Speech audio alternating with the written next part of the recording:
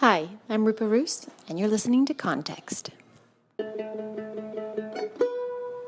Context is your guide to how and why things are happening in North Carolina government and what you can do to participate in our state's democracy.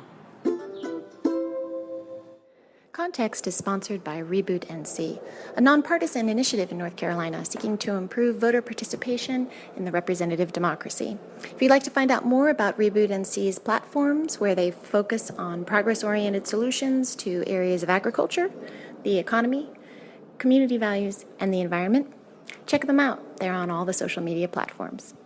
Hashtag rebootNC. In the 20th century, the role of the economy was defined by the values of the larger U.S. community as a whole and its turbulent progression into the modern era. This was influenced by increased access to resources, improved trade, open markets, and the back and forth between peace and war, with easier access to international communication.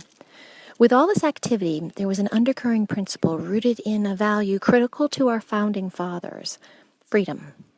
In the modern era, the pursuit of freedoms with as many varied interests as our country contains has required great consideration and vision to govern through. Two early 20th century economists represent polar approaches to how economic forces should be handled. In the past century, both visions were explored as solutions and guideposts to resolve issues for the entire national community. One represented an organic faith in freedom, buffeted by a hands-off approach to economic issues. The other emphasized governmental influence to stabilize and avoid disaster for our people. Friedrich August von Hayek believed that to depend on a government undermined one's ability to secure freedom. With this, we see a reliance on the Western philosopher's approach to freedom that we referenced in episode 1 of Context. Take a listen if you haven't yet. I highly recommend. Hayek believed each individual had the mastery within, and that governments need to get out of the way to allow the individual to rise to their highest success. Could there be any more pro-capitalist argument? Seriously. This raises the issue of, yet again, what rules are needed between individuals. Hayek's is a bare-boned argument. Let the individuals determine the directions of their interactions. Hayek disdained artificial controls by government because he felt those artificial controls only led to helping the government, not the individual. For a society, the question of whether an individual should have the freedom to succeed or fail is determined based on what that community values. Is individual freedom at all costs preferable, or should there be safeguards that control the damage? So a community is a grouping of people with a common characteristic, place, attitude, or goal. That's it. It can be as broad as the U.S. or as specific as white male Catholics in Nebraska. With rose-colored glasses on, Hayek's approach looks downright organic. All because, according to him, trying to foresee the future is illogical. He says freedom granted only when it is known that its effects will be beneficial is not freedom. Hayek appreciates risk. Conversely, anybody could pragmatically look at Hayek's arguments through a lens of caution and say that that risk is dangerous, tumultuous, and unnecessary. Risk is acceptable to some and not to others, and so to what degree is the U.S.'s founding principle of freedom too risky? To what degree is freedom really the goal? To decide this, we simply need to look to community values. What goal has the community valued? If an individual was to survive on an island unto themselves, then the idea of what a community is and valued would be less important. But in our modern era, with such an idea belonging only to the extreme elite, to those who are able to buy their privacy, society must address how much freedom is important. Here in North Carolina, we need to assess the role freedom plays in our community and to what degree it should be a determinant factor in the way that we exchange and interrelate. The United States is geographically a vast area, and so the idea of ample space is endemic in our culture. When we are born, the limitless freedoms of roadways that stretch for miles support the notion that we are due the freedom of being. Here in North Carolina, we have endless fields and sweet mountainous hollers and coves that give way to an idea there is always a place that is ours. Combined with the American dream ideology, it's easy to see why folks would believe that the individual is the only entity that matters, and that an individual can survive as an island of themselves. But things get a little trickier when one starts to look at the supplies and the demands of individuals. Add to that variety, and things aren't so easy to sort out. It's here where the issue of governance becomes a true surgical art, trying to balance the needs of many who have such variety of needs, desires, values, and goals. If poorly done, it can be a recipe for disaster for humankind, where those who have do not need to share or sell to those without, unless they choose to.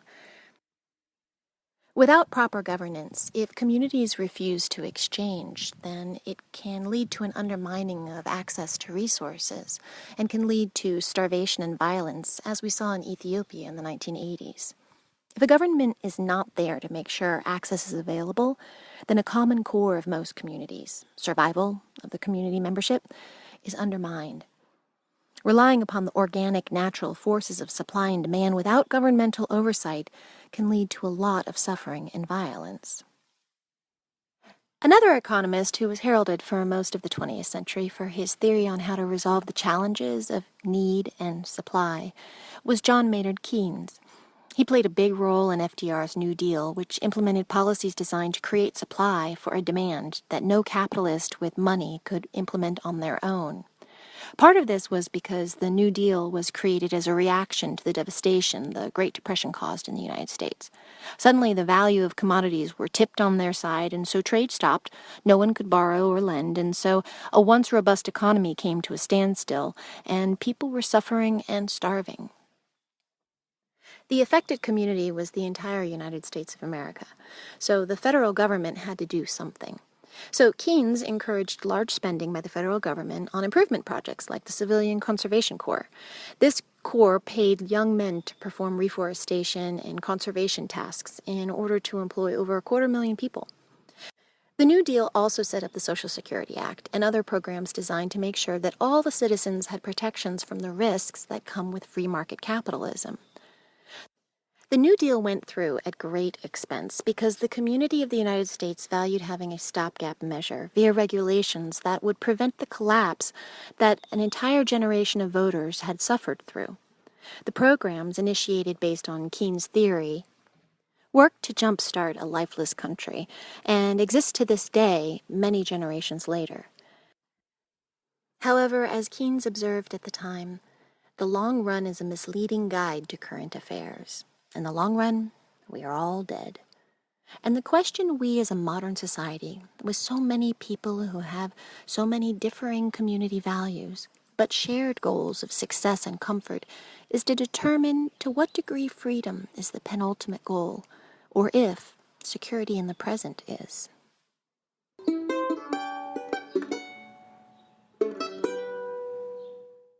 At the point of an intersection is the relationship. How and why we interrelate define what a community values and will seek to protect. How we relate is also determined by the mechanisms we use to exchange, be it communication and the language and technology we do that with, agriculture and the food we exchange, or be it finished goods that let us as individuals live our preferred lives. And if we value community, its cohesion, its protection, its function, how we consume and that effect on our community matters as well. This is exactly why the intersection of what a community values and the economy interrelate. We can look at that intersection as an Ouroboros moment. The Ouroboros is an ancient symbol of a snake or a dragon eating its own tail. Here at Context, that visual is used to represent the moment when two seemingly disconnected issues or ideas interrelate or are influenced by each other. We see this moment appear in the relationship between what a community values and the economy, What was initially created as a way to generate better exchange for a community has in the modern era become an entity so distinct that it itself has become more important than the community itself. Why has this happened, this disconnect? With increased trade, access to global resources became more desirable, and with that access came markets that became more interconnected than just the community of a small North Carolina town, or than just the community of the state of North Carolina, or the community of the United States. It became a global community with varied populations and communities with different values engaged in that exchange. With the increased exchange of commodities and technology came increased exposure between different cultures. The philosopher Walter Truett Anderson says that in this modern era we are living in the age of overexposure.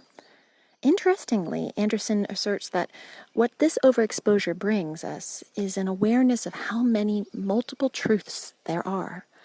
Multiple truths are possible because a community that grew with a specific self-awareness has developed common values unique to its historical, cultural, and geographic influencers. Anderson says that right now, because of our easy access of exchange with each other from very different communities, we all are undergoing a historic transition that has little to do with what we believe, but rather how we believe. This transition, he says, can bring great liberation or great loss, and can feel profoundly troubling to some. It's no longer that community values are defined by what geographically unites us, but by the freedom of personal choice. This level of freedom has never occurred before in history. Anderson says that no truths in the world are untouched by human hands, because what the cosmos gives us is filtered through complex layers of interpretation to give us beliefs that a community chooses to value and set as priorities for itself. The more the number of influencing layers, the more complex the values that guide a community become.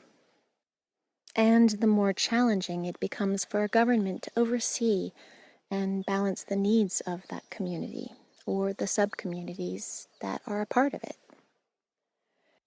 In the early 1970s, a book titled The Camp of Saints was published. It is an apocalyptic novel that is inflammatory and ethically challenging. But one of its key questions relates to a principle in the Christian Bible: I am my brother's keeper. But the novel asks, to what degree are we our children's keeper, or your neighbor's children's keeper? Which raises the question, to what degree is the care and protection of the future our responsibility now? The answer to that question depends on who we ask. One thing we know for sure, the exchanges between those who answer those questions differently continue in trade of goods, food, or communication.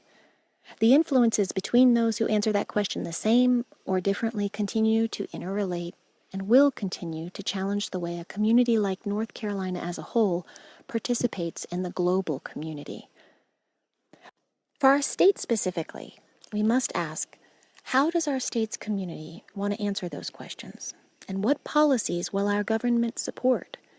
Our community values as the force that guides our economy for each other now? Or ones that allow the economy to determine whether the future generations will value the community we now know as North Carolina? For this cause effect, I am reminded of Shel Silverstein's poem, Hungry Mungry, about the boy who ate everything. If you haven't read this poem, never got it gifted to you as a young child, you need to go fix that right now and order it or go into your local bookstore, buy it, and share it with someone else today. In the poem, the voraciously hungry boy begins by eating his soup, progresses to a table. His parents giggle until he eats them too. The police come shouting, the army is swallowed, land masses are chewed, pyramids roam Africa too, until there was nothing left except the moon and the stars, which he swallowed whole, and sat drifting in space looking for something to eat. Nothing, until he saw his toe. If we sit back and let the story of Hungry Mungry set in, many questions can arise, but one is acute. Why do we consume? Historically, communities valued consumption simply for survival. The idea of storing food was for days or weeks when shortages would occur and ease of access did not exist. However, in today's era when burgers are available 24/7, it's easy to forget what role consumption plays in a community and why it should. So disconnected are we from why we consume that our consumption is not even directly associated with survival anymore. In fact, our entire economy is now built on a cycle of want, filling of want, and creation of a new want. Home decorating, fashion, car buying, computers, all industries reliant on the idea that our wants are just, and that without someone else wanting, our own wants are at risk. Indeed, the modern community does not value survival.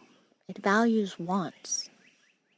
Because it keeps the cycle going, and any attempt to block that pursuit of sating a want is deemed un-American and an infringement on our nation's primary founding principle: freedom. So much so that we create laws that restrict local communities from establishing rules and regulations that are in response to a community's values. In 2013, North Carolina's own General Assembly and Governor signed a bill that restricted such local responsibility. Ironically called the Common Sense Consumption Act, the act restricted local communities from being able to restrict soda drink sizes. It also removed the possibility of consumers being able to sue if their consumption of a food product in North Carolina caused excessive weight gain that led to health problems. Now, it is hard to argue that an individual should not be responsible for the choices they make. But to remove a community's right to regulate based on that community's acute problem with a product is a clear line in the sand moment, where freedom to want and satiate that want is more important than preserving the right of a community to preserve what it values: health. In the case of North Carolina's 2013 Common Sense Consumption Act, the state decided that the economy's right to freely exist and trade was more important than a community's right to maintain what it valued.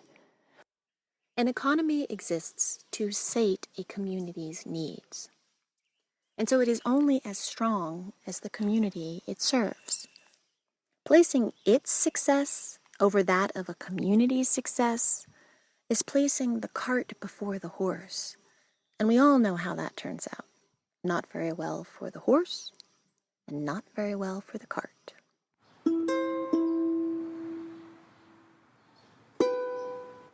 And this has been Context, where we bring you the intersections, the inspired minds, the change makers, the cause effects, and pragmatic matters that help explain the full context of issues that affect North Carolina governance. We hope you will take this information and use it to better engage in our state's representative democracy.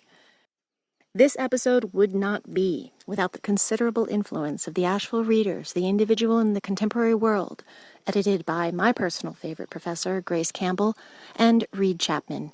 It is a textbook published by the University of North Carolina at Asheville to help their graduates understand the interconnections of forces across all tracks of study, from astrophysics to gender studies.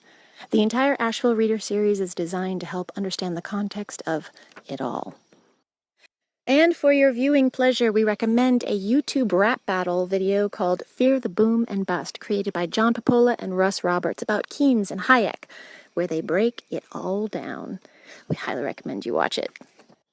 Until next time, enjoy the vistas, the breezes, and the laughter your North Carolina life brings you. And don't forget the context.